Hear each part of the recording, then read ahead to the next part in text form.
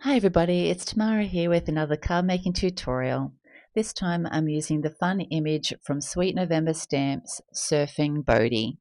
I'm going to be doing some Copic colouring of the image, an ink blended background using a stencil, and also some dry embossing of that stencil for a little background square behind Bodhi. So this is the Bodhi image. I've printed him out. Here's a digi stamp. I've printed him out on Copic Express at cardstock. Now I do have a little black spot there, but because I'll be cutting him out, that doesn't not a concern. And this is actually a wave stencil that I had. Now, unfortunately, I don't have the packaging anymore, and it doesn't actually have any descriptions on the actual stencil itself. But you can get very similar ones from Trinity Stamps, Echo Park, Alt New, or Picket Fence if you were wanting to get something similar to this. I've grabbed out a piece of smooth white cardstock, just cut a little bit bigger than the stitched rectangle die that I'll be using, and I've grabbed out my Make Art station, and I'm just going to attach that and grab out my stencil and get that put on the front of my panel ready for ink blending. So now I've got that centered and lined up. I'm just going to get the magnets down, and then we'll get started with some ink blending. I'm just using my Ranger Dome Sponge Applicators and Distress Oxides, Tumbled Glass, Mermaid Lagoon, and finishing with a Blueprint Sketch. Now I've just turned that around to the side, and because I am going to be going with the flow of the water, this is quite a kind of a loose feeling stencil. It's not very rigid, so I find going actually with those waves, just make sure that you don't move that stencil around when you're doing your ink blending. So I'm not really doing too many really circular motions, a little bit circular, but just make sure that you go with the actual ridges of your stencil if it is a little bit lightweight like mine is. So now I put the tumbled glass down first and then the Mermaid Lagoon, and I'm just working between those two colors to get a nice smooth blend. And then I did forget to grab a piece of cardstock to hold my cardstock so I don't get any fingerprints on my ink blending. And now we'll go in with the darkest color, the Blueprint Sketch. So I always go down nearly to the Mermaid Lagoon, but actually bring that color up to meet the Blueprint Sketch. I do like to, not put the darkest color down too far and work the other color up into that. And just work between the two colors until you have a nice blend. I was initially going to try and put a bit more tumbled glass down, but I actually like the way it looks, and this is the finished card. Now I'll just set that aside to dry and do my Copic colouring. Now I will have all the colours just showing up on the top left hand side of the picture, but all the colours will also be listed in the description box below if you wanted to refer to anything. So I've just gone in with my lightest marker to work out where I'm going to put my shadow. So I'm going to have the kind of sun shining on the right hand side top, so all my kind of shadows will be down that left hand side. Obviously his little arm over his body will throw a bit of a shadow, and up the back of it underneath the top facing arm the shorts will throw a shadow, and also at the back will be in shadow as well. So now that I've got all that down, we'll blend that out with my next color, the E13, just slowly working in little flicking motions into that white card space. So we'll fill in, and obviously you will get a little bit thrown by his shorts, so we'll get that blended out. Come in with the next color. I nearly picked the wrong one. It's E21 is the next color in this combo. So I'm just blending out that E13 and just flicking out, just slowly working into that white space, which is our highlight. So most of that back foot will be in darkness, so I use most of that colors up on that. Come in with this second last color, which is YR00. And the final highlight color is my YR000, which I went in initially with to get my shadow areas established. So now we'll go on to his little mouth. So I started with R21 and just pop a little bit of E04 in there and blend that out again with the R21. And then the tongue color, I'm just going to do 2. Obviously it's quite small, so I've got red 35 and blend that out with red 32. Now I'm going in with the lightest color for my hair, and I'm just working in flicking motions, just following the waves of that hair, how it's drawn. And we'll go in with the darkest color now that I've established where those darkest areas will be with the E44, and just working in really light flicking motions, really lifting that marker as you flick out to get a nice like soft edge. Now we're going to flick that out with the E53, just working into our highlight areas and making him look like he's got nice sun bleached blonde hair, and then finish off with that E50 again. Now with hair, to make sure you don't lose any of that texture, I'm going to go in with the E44 again and just re-establish those kind of like little flicking lines, and just move your image around to make it easier to go with the flow of the shape where whatever you're coloring. So we'll go in with the E53, but I won't worry about going in with the E50 again. I just wanted to re-establish those little highlight flicks. Now his shorts I'm going to color in green, and I'm going in again with the lightest color, YG05, to establish where my shadows will be. So again, everything along the back side. To the left, his obviously stomach will be throwing a little bit of shadow, as will the leg in front. Then we'll go in with the G28 to blend that out, and the G07, and come back in with that YG05 as our highlight color. And just blend that out until you've got a nice blend.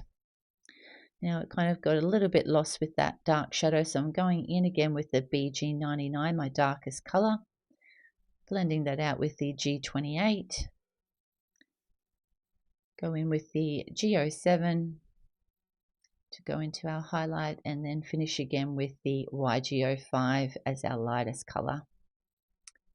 And that's his little shorts done. Now I want to put a little bit of color in those wings. I always like to do them kind of see-through, but obviously they will be a little bit darker where they cross over. So I've done that the darkest color, flick that out with the BG10, and the final color flicking into that white space, the BG70. Now for his surfboard, I'm making an orange board today. So these like yellows that I'm using, 35 and 38, are quite kind of orangey looking. So I've gone in with my lightest color first, just to work out where my shadows and where my darkest color will be. And then doing the tip to tip with my darkest color, the E19, using the tip of the 38 to grab that color to help blend that E19 out on our little surfboard. Then as you work out that color, I use that E35, 38, and now go in with the YR04, and just re-establishing where that shadow is that he'll be throwing on the board. And then we'll come in with the Y35 again to blend that out. So I'm going to leave that section light because I want to make sure that's nice and light when we by the time we're finishing our coloring, but I did want to re-establish those darker shadows and darker lines and colors.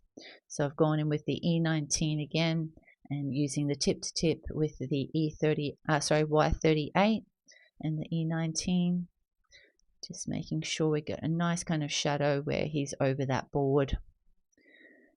And now we'll go in again with the YR04, just blending that out into that lighter space, just making sure we've got a nice smooth blend.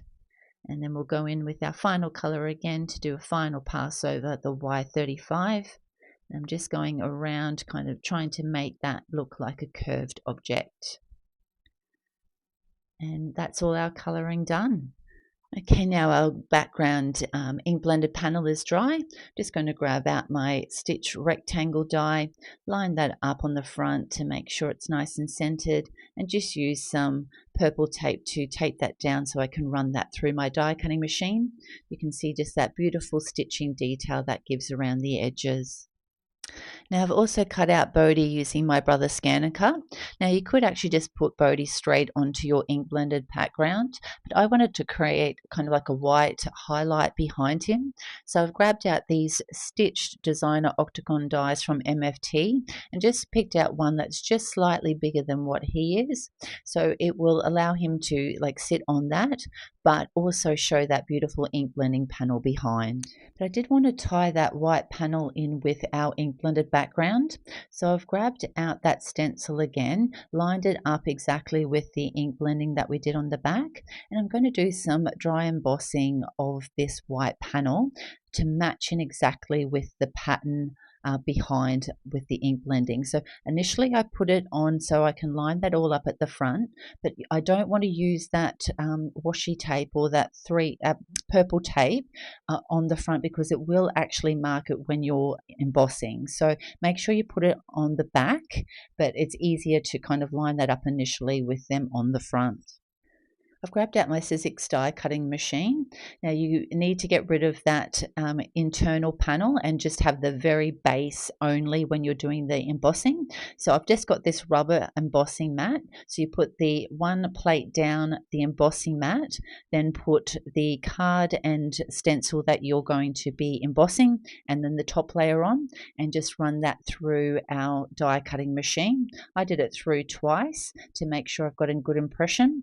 So then we'll just remove that purple tape, and I'll show you the actual embossing that this has on the front. It's a little bit hard to see, but it actually shows up a lot better in person. So we'll grab out that ink blended panel, and you can just see how well that lines up with that white panel over the top with the flow of those waves. And Bodhi sitting on the front, it just helps make him pop on front of that card, but does still show that beautiful ink blending panel on the back. Now to help this also pop, I'm going to put some foam tape not only on Bodhi himself, but also on this Octagon panel. So I'm just going to put 3 pieces of foam tape to make sure that's nice and supported, and then pop the same amount on Bodhi as well. As you can see, I have reused this COPIC Express-It. I never throw it away. I always print on the other side. It can be quite expensive, especially in Australia. So I always make sure I get as much money as I possibly can out of my COPIC Express-It. So I'll be using the Swimming Hole Friends from My Favorite Things for the Sentiment, and Blueprint Sketch Distress Oxide to match in with our ink blended panel to stamp out that sentiment. So I've grabbed out my Misty and just a piece of white cardstock to match in with our background card, and we're just going to pop that sentiment in the Misty, give that a stamp with our Blueprint Sketch, and I like to give this a few stamps to make sure I get a nice impression. And because the Distress Oxide does take a little while to dry, and I wanted to get this on my card front pretty quickly, I'm just going to use some clear embossing powder just to heat set this so that I can use this sentiment straight away and get it onto my card front. And that still allows your beautiful color to shine through and match in with our background panel. I've already stuck the ink blended panel onto our card base, so I'm just making sure I'm putting this on the right way and just lining up those waves with the embossing and the ink blending, making sure that's nice and centered, which is really easy when you can match in with those waves. Now I've already cut out the sentiment and put some foam squares on the back, and oops, I'm getting Bodhi stuck on my finger there, so I'll just pop him up the top while I line this up and make sure this is on straight. So I had a little bit of slip. I moved the card, but we worked it out in the end. And there was something on my reversible tweezers, so make sure you clean them so that you don't get anything on there, but I was able to remove whatever it was. So now I'm lining Bodhi up so that he's kind of sitting offset from that octagon square. And this is the finished card for this tutorial. You can see that embossing just really matches in with that ink blending on the back. And Bodhi looks so happy there sitting on the front having a great surf. I hope you've enjoyed this card making tutorial. If you have, please hit the like button. And if you'd like to see any future videos, make sure to hit the subscribe button. Thanks so much for watching. Have a great day. Bye.